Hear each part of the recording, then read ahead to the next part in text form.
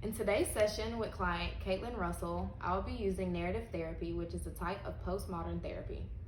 In this specific type of therapy, the client is seen as the expert, and the therapist strives to be the expert at exploring the client's frame of reference. There is no set diagnosis, therefore, the client will construct the desired change. This session will be our second, meaning I'm still learning and developing my client's story, or life, if you will. My goal is to externalize the problem and help her make her story more positive. Good afternoon, Caitlin. How are you doing? Good, how are you? Not too bad. How's things been since last week? Same old, same old. With your mom?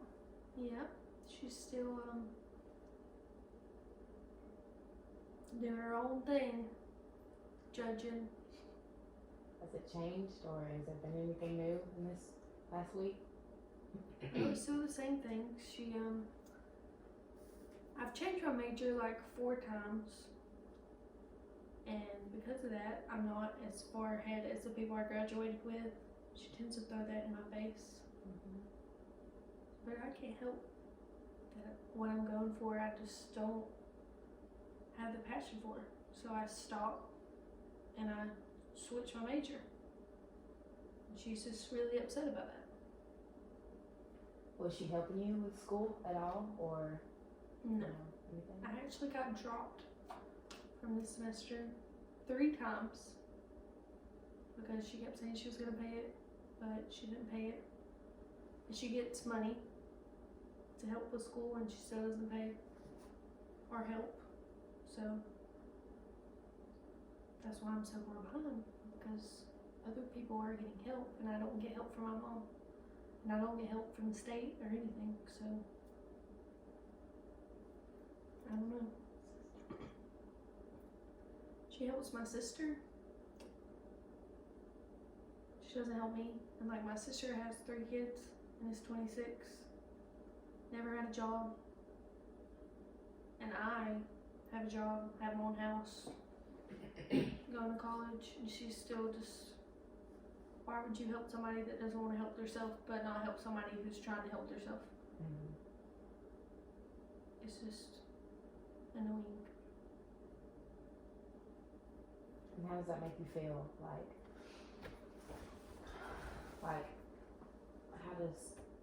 In what position does she put you in? She just makes me feel like the black sheep of the family, and I think a lot of it has to do with my dad dying. How'd your dad pass? From a heart attack. How long ago was this? I was 10, and I was actually there. It was, yeah, I was 10. And how did that affect you as a person? I think it made me feel a lot of anger and hurt, and I have a lot of issues with letting people into my life, because I like to hold on to things, and even if those people might not be the best for me, I don't let go of them.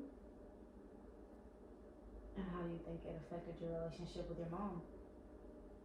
I think it affected it negatively, because in the beginning, not in the beginning, but before my dad died, she went after my sister a lot, because I think my sister was older and I was younger and my dad was alive, and my dad would have never allowed her to be so mean and volatile. And then once my dad died, it's like she started targeting me. I feel like because I look like my dad and act like my dad and just remind her of my dad. So I think that's what started the downward spiral. Yeah, that makes sense. Have you talked to her about it, or how she makes you feel and how her actions affect you? No, I haven't talked to her. I don't really know how to talk to her, how to go about it, because I'm scared of the negative things that she might say, or she might not take blame, or it might just make it worse. Well, do you think that possibly your mother was still upset with your father for dying so soon, and she never got closure, and maybe she takes that anger out on you? So maybe if you talk to her, she could get some closure, and it would benefit you and her in y'all's relationship. I think it could benefit us. I think we sat down and had a talk, I think that maybe we just need to both work on ourselves and then try to work to build a relationship as a mother and daughter should have. Well, how about in this next week coming up, you have a conversation with her, you know, take her out to lunch, maybe in a public space, and just talk to her. And if it doesn't go well, then I think maybe space is right. You're right. Maybe y'all do need a little bit of time from each other, just for her to realize, you know, that you know what you're doing, and for her to realize, you know, that you aren't the black sheep in the family. I think that'd be best. I think I'll try that. As you can see in this session, my client told me a story that externalized her anger towards her mother.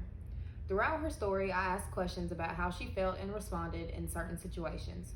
I did this so that I could truly grasp and understand exactly how my client feels. In conclusion, at the end of the session, I believe my client felt less angry towards her mother and saw things from a different point of view.